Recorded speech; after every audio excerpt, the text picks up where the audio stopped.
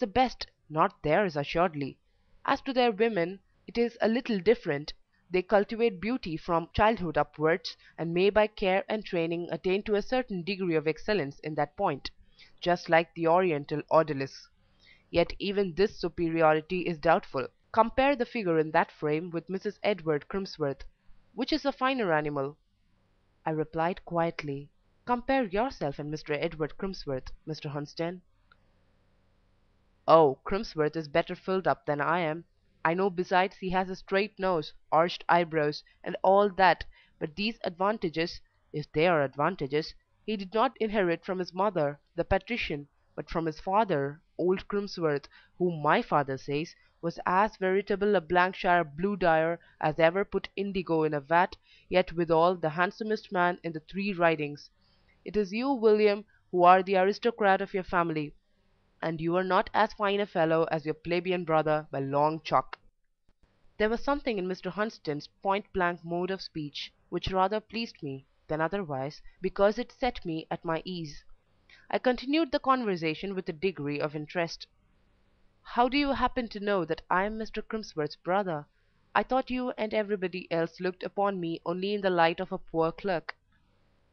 "Well, and so we do. And what are you but a poor clerk?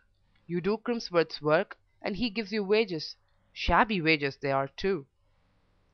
I was silent. Hunsden's language now bordered on the impertinent. Still his manner did not offend me in the least. It only piqued my curiosity. I wanted him to go on, which he did in a little while. "This world is an absurd one," said he.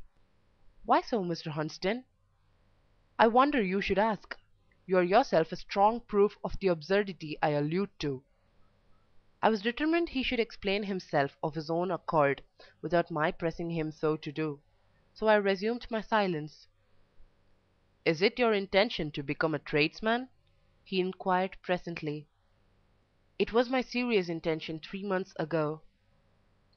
"Humph! The more fool you. You look like a tradesman. What a practical business-like face you have." "My face is as the Lord made it, Mr. Hunsden." "The Lord never made either your face or head for X. What good can your bumps of ideality, comparison, self-esteem, conscientiousness do you here? But if you like Big Ben Close, stay there. It's your own affair, not mine." "Perhaps I have no choice."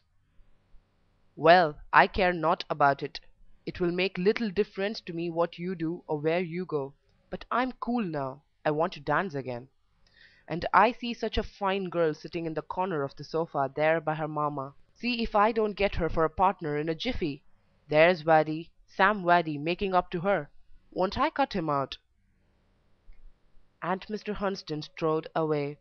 I watched him through the open folding doors.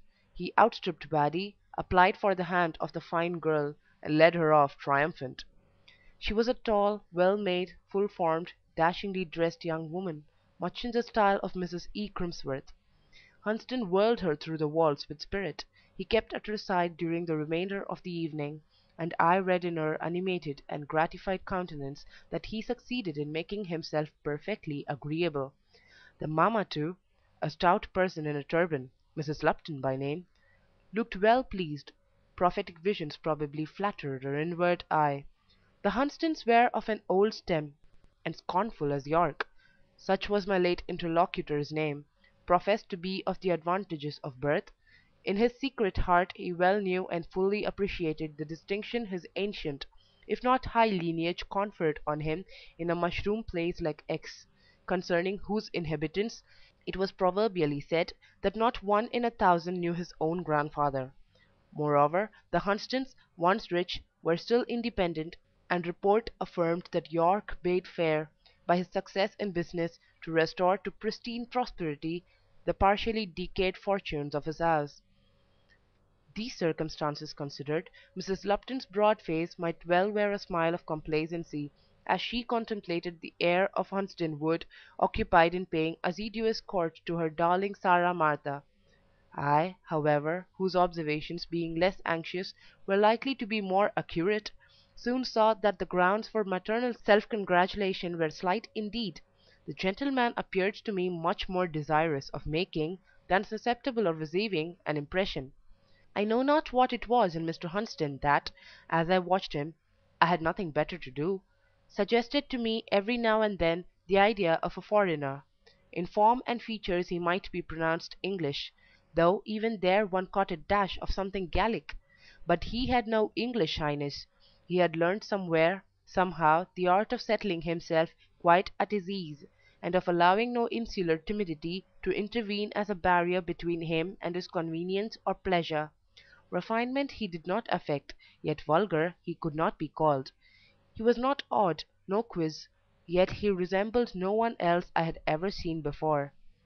His general bearing intimated complete, sovereign satisfaction with himself, yet at times an indescribable shade passed like an eclipse over his countenance, and seemed to me like the sign of his sudden and strong inward doubt of himself, his words and actions, an energetic discontent at his life or his social position, his future prospects or his mental attainments.